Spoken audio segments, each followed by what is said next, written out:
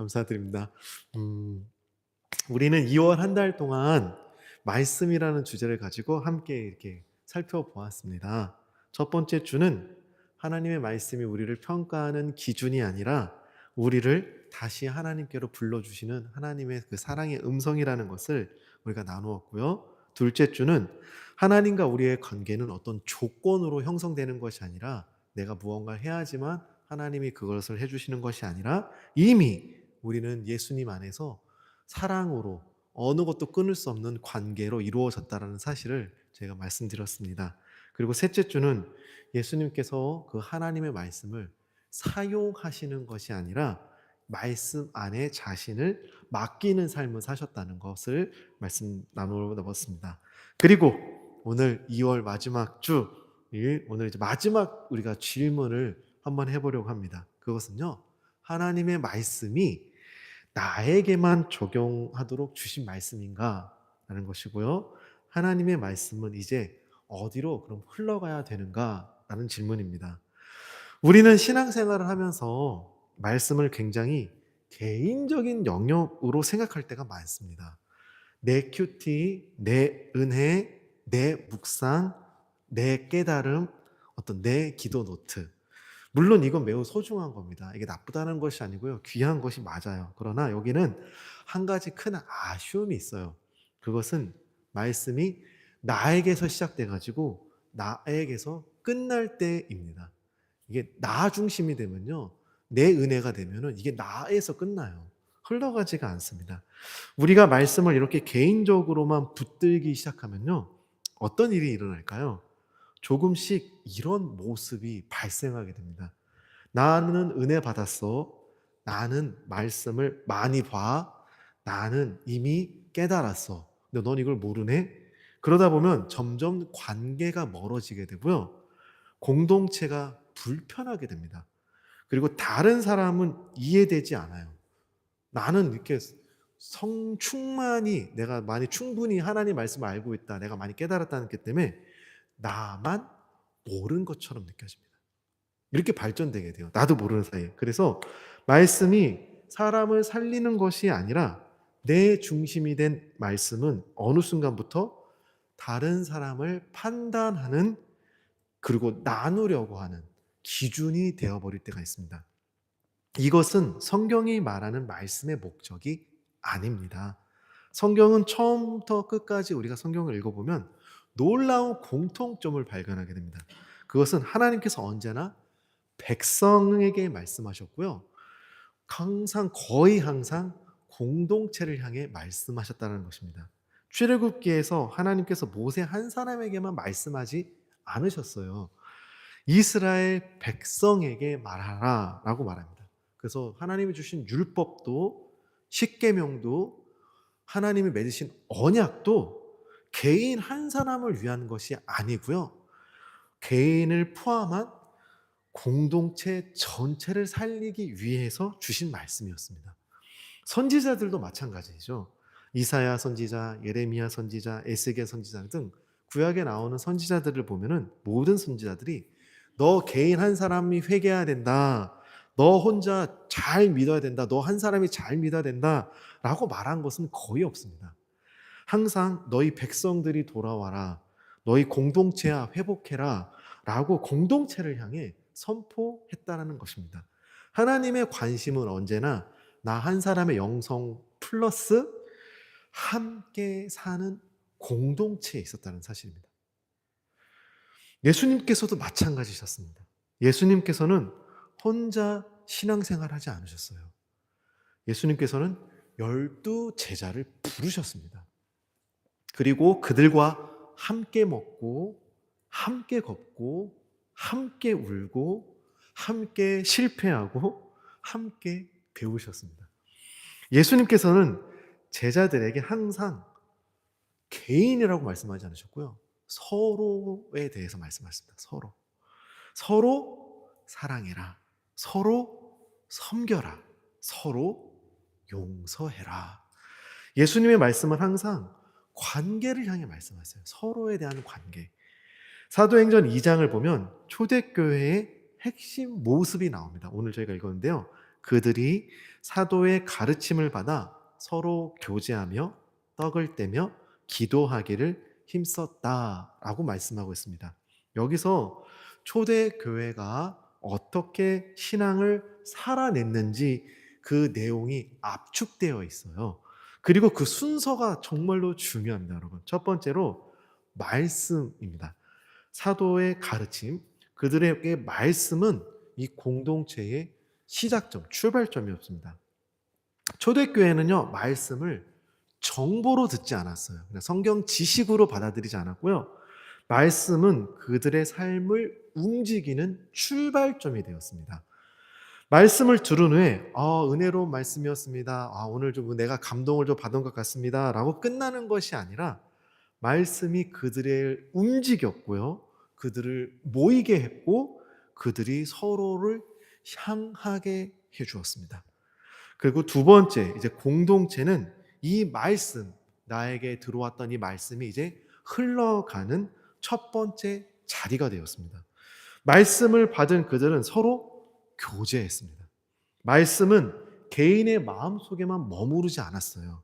말씀은 내 옆에 있는 사람에게, 같이 이루어 공동체에게 흘러갔습니다.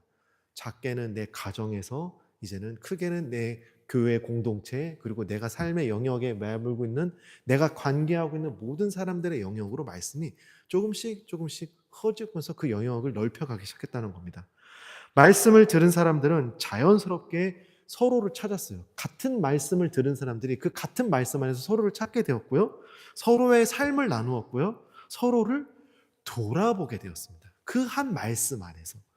말씀이 공동체로 향하는 것은, 이 순서는요, 우연이 아니에요. 말씀은 내 안에만 머무르는 것이 아니라 언제나 관계를 향해 흘러갑니다. 관계를 향해. 말씀은 사람을 하나님께만 연결하지 않아요. 어떻게 해요? 내 이웃에게도 연결해요. 그래서 하나님을 사랑하고 내 이웃을 내 몸처럼 사랑해라. 하나님 주신 두 가지 약속이죠. 그래서 말씀은 하나님께만 연결되지 않아요. 말씀은 사람 사이에서도 연결을 이룹니다. 그런 능력을 가지고 있어요. 그래서 세 번째로, 삶은 공동체 안에서 드러나는 실제적인 사랑이었습니다. 그래서 교제는 단순한 만남이 아니라 떡을 떼며 라는 내용을 통해 서로의 삶을 나누는 실제적인 행위로 이어졌습니다. 말씀을 들은 사람들이 함께 밥을 먹었고요. 서로 필요한 부분이 있으면 도와줬어요. 채워줬어요. 예를 들어서 나에게 이것이 부족한데, 이것이 없는데 이 사람이 이게 좀 많이 있어요. 그럼 내 것을 나누어 주기 시작했다는 것이죠. 그래서 서로 누군가 무거운 짐을 홀로 지면서 되게 힘들어할 때 같이 짊어짐으로써 힘을 같이 나누는, 그런 나누는 행위로 이어졌습니다. 그래서 말씀은 깨달음으로 끝나지 않았고요.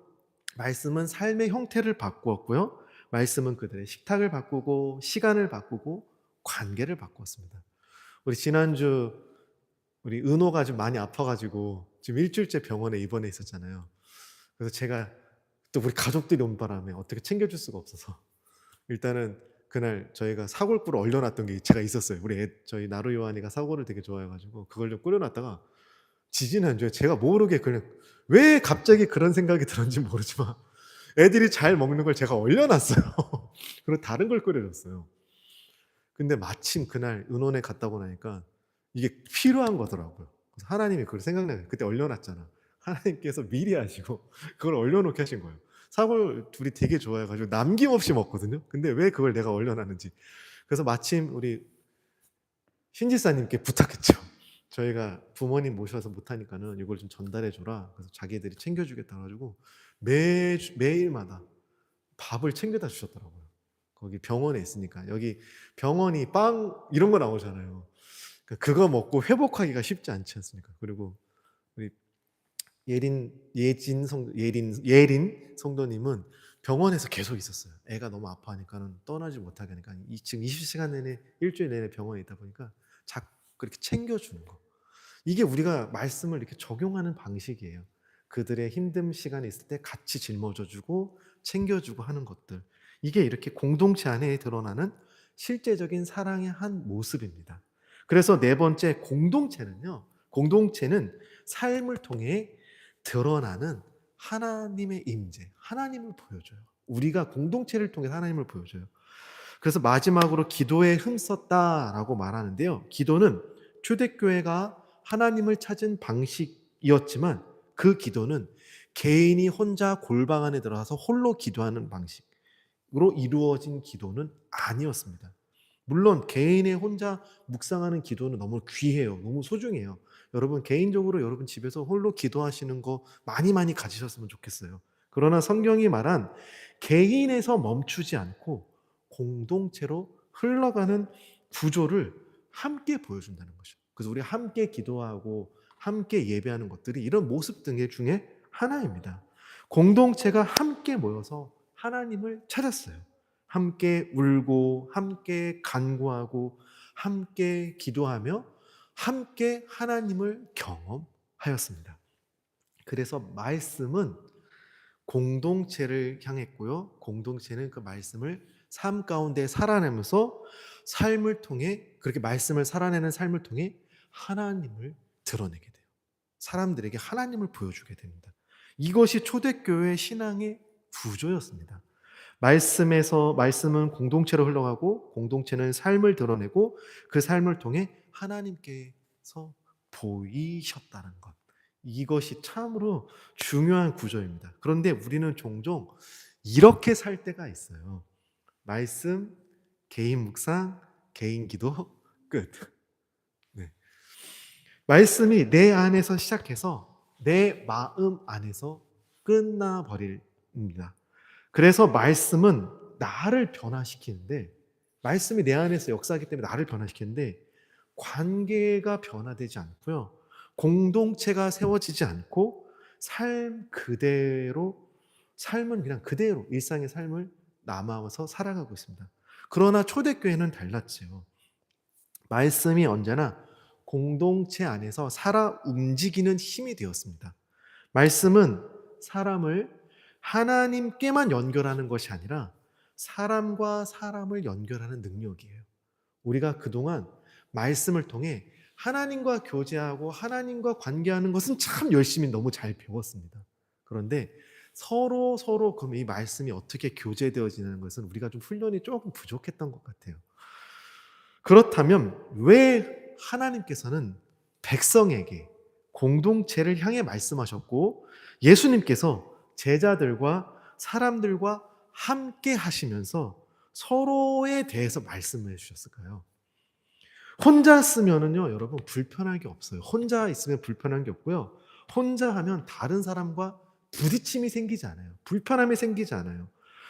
그래서 편한데 왜 하나님께서는 굳이 공동체를 사용하실까요? 이 질문이 참 중요합니다. 성경은 우리 사람을요, 너무나도 정확하게 보고 계세요. 너무나 정확하게 아세요. 우리가 혼자 있을 때는 강한 것 같지만 사실 혼자 있을 때가 가장 쉽게 흔들립니다. 혼자 있으면 이 생각이 내 안에서만 머물고 맴돌기 때문에 조금만 힘들어지고 마음이 조금만 힘들어져도 우리의 마음이 왜곡이 돼요. 그 힘듦에 영향을 너무 강하게 받죠. 조금만 지쳐도 모든 거를 막 내려놓고 싶어지게 되고요.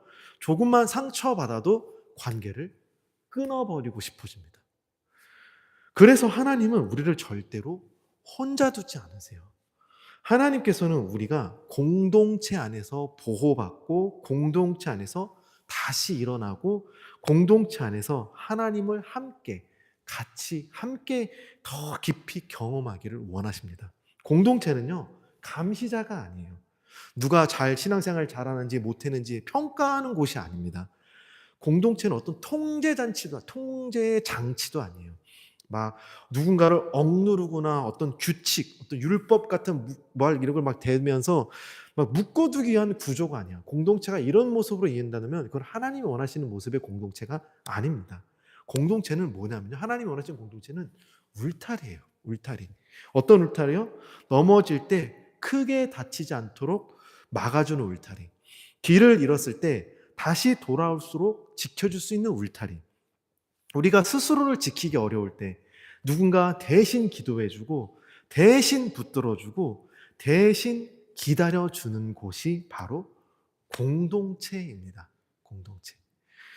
여러분, 자연 다큐 같은 거 보시면 초식 동물들이나 어떤 그 소들이나 이럴 때 사자 같은 게 올 때 서로 공동체가 서로를 지켜주잖아요. 물고기 같은 거 보면 포식자가 이렇게 올 때 공동체 뭐 서로 같이 도망다니잖아요. 이런 것들이죠. 그리고 하나님께서는요, 추상적인 개념이 아니세요. 하나님께서는 어떤 느낌이나 어떤 영적인 분위기 속에서만 존재하는 분이 아니십니다. 하나님께서는요, 사람과 사람 사이에서 나타나십니다. 드러나십니다. 우리가 누군가를 용서해 줄 때, 상대의 연약함을 기다려 줄 때, 받은 상처가 크지만 그 사람을 더 큰 품으로 내가 안아줄 때, 쉽지는 않지만 그 사람을 끝까지 견디면서 기다려 줄 때, 그 순간 사람들은요, 우리의 모습을 통해 하나님을 보게 되는 거예요. 뭔가 잘한 모습, 훌륭한 모습, 성공한 모습을 통해서만 하나님이 보여지는 것이 아니에요. 우리가 누군가에게 보여주는 작은 친절, 어떤 작은 배려, 작은 인내가 그 사람에게는, 그것을 받은 그 작은 배려, 작은 친절, 작은 인내를 받은 그 사람에게는 하나님이 정말 살아계시는구나 라는 증거가 되어주는 겁니다. 그래서 하나님께서는 우리를 공동체로 부르셔요. 말씀이 나에게만 머무르지 않고 관계 속으로 흘러가고 사람을 살리고 교회를 세우도록 하시기 위해서입니다. 요한일서에는 이렇게 말씀하고 있어요. 요한일서 4장 12절에 하나님을 본 사람은 아무도 없지만 우리가 서로 사랑하면 하나님께서 우리 안에 거하신다. 그래서 사람들이 우리 안에 거하시는 하나님을 발견할 수 있게 된다. 하나님을 볼 수 있게 된다라는 것입니다. 즉, 하나님께서는 추상적인 개념이 아니라 사람과 사람 사이의 사랑을 통해 우리 공동체가 누군가 좋은 모습만 박수치고 성공한 모습만 바라보고 이렇게 말씀을 기준을 잘 지키는 모습을 통해서 하나님 잘 믿는 사람, 이게 아니고요. 서로의 연약함을 짊어져주고 아픔을 같이 보듬어주고 그 사람을 인내해주고 기도해주는 이런 모습들을 통해서 우리 서로 사이의 사랑의 모습을 통해서 하나님이 드러나신다는 것이죠. 하나님의 사랑, 하나님의 모습. 지난주 예수님께서 삶 가운데 같이 살아가셨던 것처럼 삶으로 사랑을 보여주셨던 것처럼입니다. 우리가 누군가를 용서할 때, 누군가를 기다릴 때, 품어줄 때, 견딜 때, 그 순간 사람들은 우리의 행동을 통해 하나님을 보게 됩니다. 그래서 요한일서에서는 보이는 형제를, 우리 눈에 지금 보이는 이 형제들을 사랑하지 않으면 보이지 않는 하나님을 사랑할 수 없다라고 얘기해요. 보이는 형제도 사랑하지 못하면서 보이지 않는 하나님을 어떻게 사랑할 수 있냐라고 얘기하는 것입니다. 하나님께서는 우리 공동체 안에서 사랑을 실천할 때 그 사랑을 통해 하나님을 드러내 보여주세요. 하나님이 짠하고 어떤 모습으로 우리에게 보여주시는 것이 아니라 하나님은 우리를 통해, 우리가 서로 사랑하는 것을 통해 보여주십니다. 그래서 하나님께서는 말씀을 나에게만 주신 것이 아니라 관계 속으로 흘러가고 사람을 살리고 교회를 세우도록 주신 것입니다. 사랑하는 성도 여러분, 우리가 공동체라고 이야기를 하면요, 특히 초대교회 공동체, 교회 공동체를 이야기하면 마치 교회는 항상 따뜻하고 항상 사랑이 넘치고 항상 이해 가득한 곳인 것처럼 생각할 때가 있습니다. 우리는 어떤 그런 이상적인 기준을 가지고 교회를 바라봐요. 그러나 성경은 그렇게 교회를 얘기하지 않습니다. 성경은 공동체를 아주 현실적으로 보여줍니다. 현실적으로. 초대교회에서도요, 우리가 소위 말하는 정말 아름다운 모습들도 충분히 많았지만 그런 초대교회 안에서도 갈등이 많았습니다. 사도행전을 자세히 읽어보면요, 초대교회는 결코 완벽하지 않았어요. 우리와 똑같은 사람들의 모습이기 때문에 사도행전 6장에서는 서로 구제 문제 때문에 다투었습니다. 사도행전 15장에는요, 이방인의 문제로 서로 갈등이 있었습니다. 사도 바울과 바나바도 크게 다투고 서로 갈라졌어요. 이렇듯 성경은요, 공동체의 문제점을 숨기지 않습니다. 숨기지 않습니다. 왜일까요? 교회는 천사들이 모인 곳이 아니라요, 죄인들이 모이기 때문에 그래요. 그리고 아직 다듬어지지 않은, 훈련되어지지 않은 우리가 모여서 이곳에서 서로 부딪히면서 그 불편함을 겪으면서 불편함을 이겨내면서 다듬어지는 겁니다. 여기에 아주 중요한 진리가 있어요, 여러분. 하나님께서는요, 문제없는 완벽한 공동체를 만들지 않았어요. 우리에게 완벽한 공동체를 요구하지도 않으세요. 하나님께서 원하시는 것은요, 포기하지 않는 공동체. 포기하지 않는 공동체. 그래서 성경은 에베소서 4장 2절에 이렇게 오늘 말씀하고 있습니다. 오늘 저희가 읽은 말씀인데요. 모든 겸손과 온유로 하고 오래 참음으로 서로 사랑 가운데서 서로 용납하라라고 말씀하셨습니다. 용납하라. 이 말씀은요, 어떤 낭만적인 말씀이 아니에요. 우리 신앙의 현실을 정확하게 알려주는 말씀입니다. 왜 오래 참으라고 하셨을까요? 왜 오래 참으라고 하셨을까요? 참을 일이 많기 때문이에요. 참을 일이 많기 때문이에요. 왜 용납하라고 하셨을까요? 성경에서 말하는 용납은요, 그래, 너가 그렇지 뭐 하면서 그냥 마지 못해서 허용하는, 그냥 이해해주는 정도가 아니에요, 여러분. 상대의 허물, 어떤 다름을 내가 품어줘야 되는 거예요. 그리고 내 기준과 맞지 않아. 나는 기준이 이런데 저 사람의 기준이 이래. 서로 기준이 틀려요. 달라요. 맞지 않아도 받아들여 주는 거예요. 불편함이 막 생겨요. 어렵죠. 불편함이 생기면 어렵죠. 자꾸 부딪히게 되면 어렵죠. 그래도 관계를 끊지 않고 인내하면서 함께 가는 거예요. 함께 가는. 이게 용납이에요. 성경에서 말씀하신. 그래서 모든 겸손과 온유로 하고 오래 참음 가운데 사랑으로 용납하라라고 말씀하시는 겁니다. 왜 이렇게 말씀하실까요? 우리 주변에는요, 나와 잘 맞지 않는 사람, 내 기준으로 이해가 되지 않는 사람, 때로는 나를 불편하게 하고 힘들게 하는 사람이 반드시 있기 때문에 그렇습니다. 있기 때문에 그렇습니다. 완벽한 공동체가 아니에요. 서로 다 달라요. 그래서 하나님께서는 말씀을 혼자만의 신앙으로 주지 않으셨어요, 여러분. 우리 공동체를 묶으시고 말씀을 통해 우리 서로 다른 불편함에 가득한 사람들을 서로 말씀 안으로 이렇게 묶으시고 그 안에서 말씀을 살아내게 하신 이유가 여기에 있습니다. 공동체는 나의 신앙을 실제로 적용하는 실전의 자리이기 때문에 그렇습니다. 실전의 자리. 혼자 있을 때는요, 우리는 다 거룩해요. 혼자 기도하면요, 집중도 잘 되고요. 혼자 말씀 보면요, 은혜도 잘 받고요. 혼자 묵상하면 마음도 편합니다. 그래서 혼자 싱활할 때는요, 누구나 다 거룩한 그리스도인, 하나님의 기준에 합당한 사람, 참 믿음 좋아 보이는 사람입니다. 그런데 사람과 부딪히면요, 진짜 모습이 드러날 때가 있어요.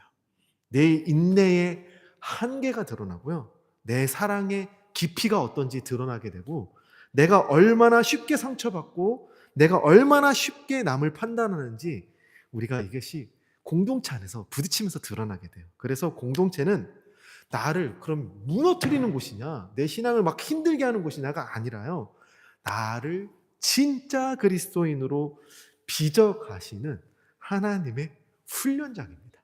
훈련장. 성경에 나오는 예수님의 제자들을 여러분 아실 거예요. 그들은 완벽한 사람들이 아니었습니다.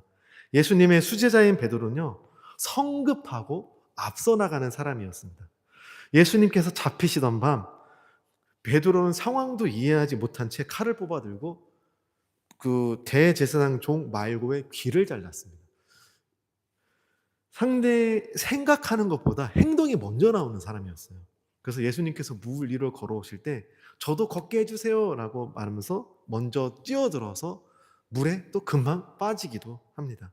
마음은 참 뜨거운 사람인데 너무 앞서 나가는 사람이죠. 그 주변이 불편하게 만드는 유형이 베드로예요.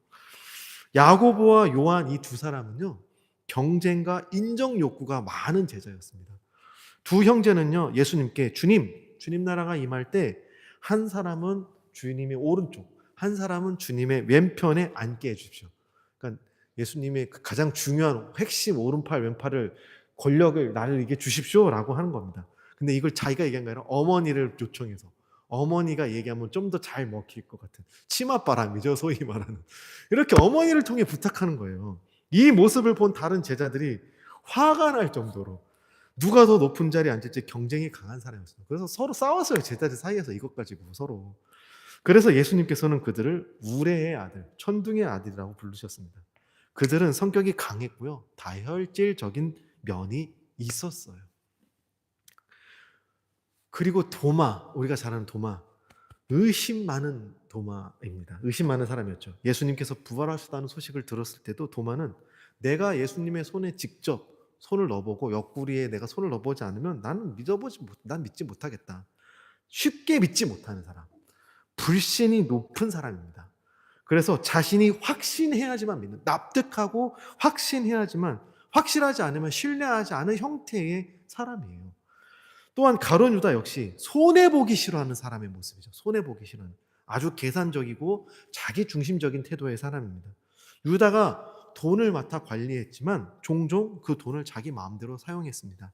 마리아가 향유를 예수님의 발에 부었을 때에도 이거를 팔아서 가난한 사람들에게 나눠주면 얼마나 많은 사람들을 도울 수 있는데 왜 이렇게 낭비하느냐라고 말했을 때, 그가 진짜 가난한 사람을 생각해서 말한 것이 아니라 그렇게 그 돈을 자기에게 주면 자기가 마음껏 그것을 꺼냈을 수 있으니까 그렇고 싶었던 마음이라고 기록하고 있죠. 결국 그는 3년간 예수님을 따라다닌 그 시간이 너무 아깝다고 여겼고요. 그래서 손해보기 싫어하는 그 성격 때문에 예수님을 팔아서 자신의 이익을 챙기는 어떤 그런 모습까지도 보여주는, 이런 다양한 인간관계에 있을 수 있는 모습들을 제자들 사이에서 얼마든지 볼 수 있었습니다. 예수님은 왜 이런 사람들을 자기의 제자로 삼으셨을까요? 왜 이렇게 성격도 다르고 성향도 다르고 가치관도 다르고 자꾸 서로 안에 이렇게 부딪히고 서로 싸우고 화내는 이런 사람들을 예수님의 제자라는 한 공동체 안에 부르셨을까요? 순한 양 같은 사람들, 어떻게 순종 잘하는, 예수님 말씀 잘 듣고 순종적인 사람들만 예수님의 제자로 모으셨으면 예수님께서 더 편하지 않으셨을까요? 그런 것은, 이렇게 예수님께서 다양한 모습을 보여준 것은요, 우리의 모습을 보여주시기 위해서 그렇습니다. 우리 공동체 안에도 먼저 행동에 앞서 나가는 사람이 있고, 아주 확실히 이성적인 사람도 있고, 뭐 자기 중심적인 사람도 있고, 막 다양한 성도들이 있잖아요.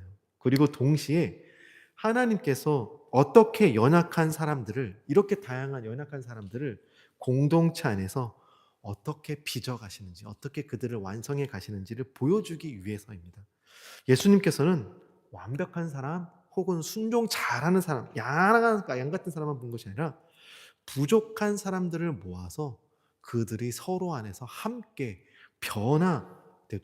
변화시키셨다는 것이죠. 스스로 말씀을 통해 혼자 변화되도록 하지 않으셨어요. 스스로 혼자 변화되지 않으셨어요. 공동체 안에서 서로를 통해 서로를 다듬으면서 서로를 세워주면서 변화시키셨습니다. 그래서 여러분, 공동체는 불편한 곳이 아니고요, 하나님께서 나를 다듬으시는 은혜의 자리입니다. 처음에는 예수님의 제자들처럼, 초대교회처럼 서로 다투기도 하고 시기하기도 하고 질투하기도 합니다. 그러나 내가 누군가를 용납해 줄 때, 내가 누군가를 기다려 줄 때, 내가 누군가를 이해하려고 애쓸 때, 그 과정 속에서 하나님은 나를 더 깊은 사랑의 사람, 하나님의 사람, 그리스도인으로 만들어 빚어가십니다. 많은 분들이 착각하는 부분들이 있어요. 하나님의 말씀은 평안할 때 힘이 있다라고 생각합니다. 그래서 나를 평안하게 만들어준다고 생각합니다. 그러나 성경은 정반대로 말씀하고 계세요. 하나님의 말씀은 평안할 때가 아니라 갈등 속에서 진짜 능력을 드러낸다는 사실입니다. 누군가 나를 실망시킬 때가 있잖아요.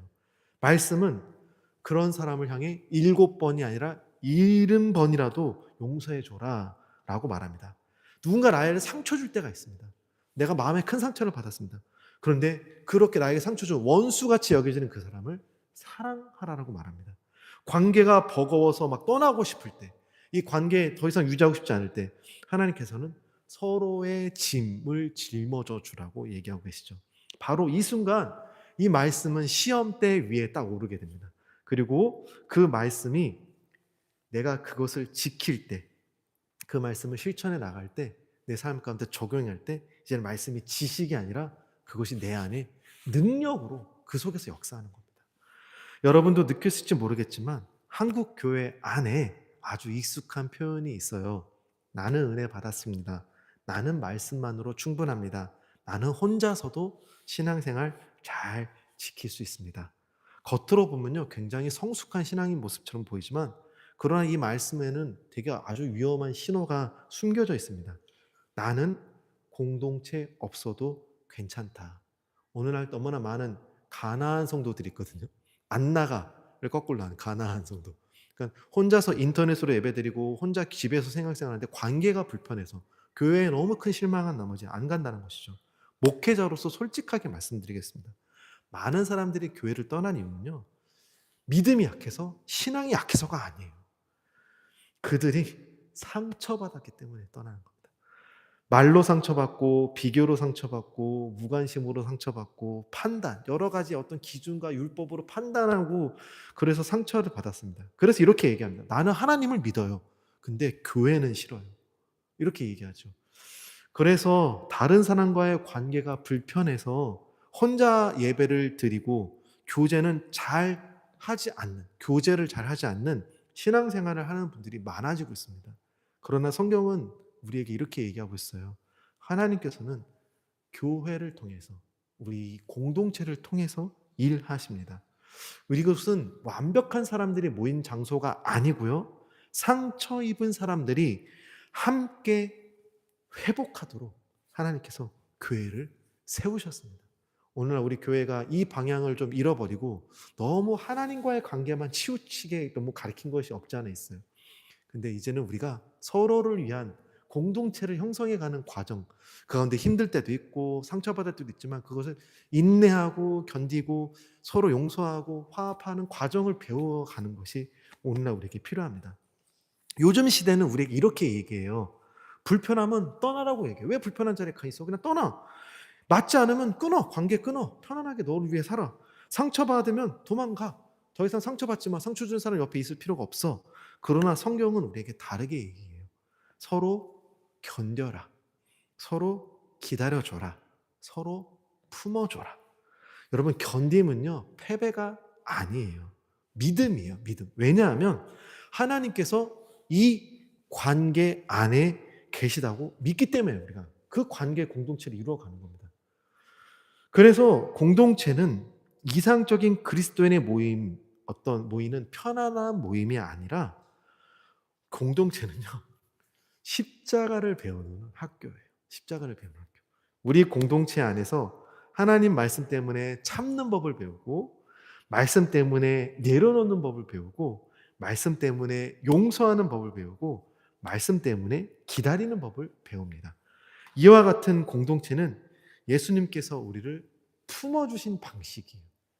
정말 흠 많고 정말 이렇게 죄 많고 어디를 튈지 모르는 그런 정말 그런 모습의 우리들을 예수님이 품어주신 방식으로, 그래서 서로를 우리가 서로 예수님처럼 품어주고 사랑해주는 법을 배우는 자리입니다. 여기서 우리는 사람들 때문에 어떤 사람 때문에 흔들릴 때도 있지만 동시에 사람을 통해서 우리가 회복이 되기도 합니다. 그래서 하나님께서는 우리에게 말씀을 주신 목적이 분명합니다. 혼자서 빛나는 신앙이 아니라 함께 걸어가는 제자 공동체라는 것입니다. 사랑하는 성도 여러분, 말씀은 우리를 혼자가 아니라요, 함께 살아가게 해줍니다. 이제 오늘 말씀을 통해 우리 삶에 한번 질문해 볼게요.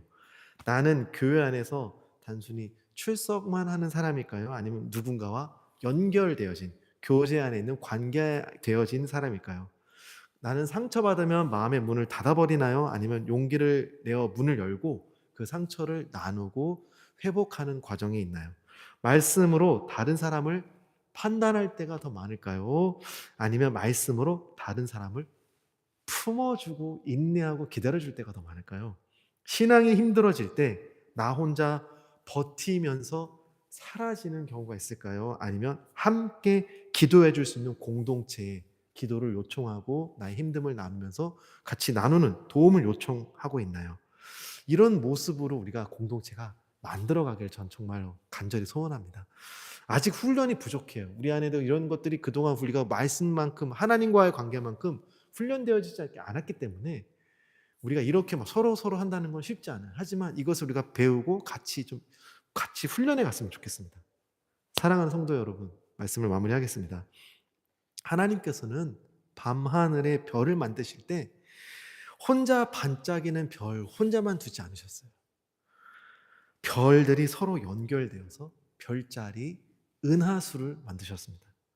혼자서 빛나는 별도 아름답지만 깜깜한 밤하늘에 혼자 별 하나 있는 것도 예쁘겠지만 서로 연결되어서 그 많은 별들이 깜깜한 별들이 밤하늘에 이렇게 쫙 풀어져 있을 때 그것이 밤하늘이 되고 길을 잃은 사람들에게 방향을 알려주는 별자리가 되기도 합니다. 여러분 한 분 한 사람이 우리 교회의 별이에요. 혼자 빛나지 않게 함께 할 때 우리는 아름다운 하늘의 별자리가 됩니다. 은하수가 됩니다. 그래서 우리는 예수님을 알지 못하는 길 잃은 사람들, 방황하고 있는 그 사람들에게 복음의 방향, 생명의 방향을 비추어주는 밤하늘의 별자리 같은 은하수와 같은 공동체로 하나님께서 우리를 만드셨습니다. 2월 한 달 하나님께서는 성경을 통해 말씀을 통해 우리에게 이렇게 부르십니다. 혼자 버티지 마라. 혼자 견디지 마라. 내가 너와 함께하고 있다. 그 함께하는 데는 어떤 조건이 필요하지 않아요. 내가 열심히 잘해야지만 하나님께서 그래 만족했어 하면서 나와 함께 하시는 것이 아니라 이미 예수 그리스도의 십자가를 통해 우리는 이미 관계가 완성됐어요. 하나님께서 우리에게 주신 말씀은 우리를 판단하고 정죄하기 위한 말씀이 아니라 회복하고 서로를 연결해 주기 위한 공동체를 세우기 위한 말씀입니다. 저는 여러분에게 더 열심히 하십시오. 더 열심히 헌신하십시오라고 요구하지 않습니다. 대신 한 가지만 여러분들이 마음에 품기를 바랍니다. 하나님께서는 나와 동행하기 원하셔서 말씀을 주셨습니다. 그리고 하나님께서는 나를 공동체 안에 두셨습니다. 하나님께서는 우리 안에 계십니다. 하나님 우리 안에 계십니다. 이제 말씀이 나에게만 머무는 것이 아니라 우리 공동체로 흘러가게 되고 관계 속에서 서로 우리가 훈련 좀 받고 힘들 수 있지만 훈련이 힘들잖아요. 쉬운 훈련은 없잖아요. 훈련 좀 받고 하나님께서 원하시는 신앙의 자리로 나아가는 저와 여러분 모두가 되실 수 있기를 주님의 이름으로 축원합니다. 기도하겠습니다. 사랑과 은혜가 풍성하신 하나님 아버지, 말씀이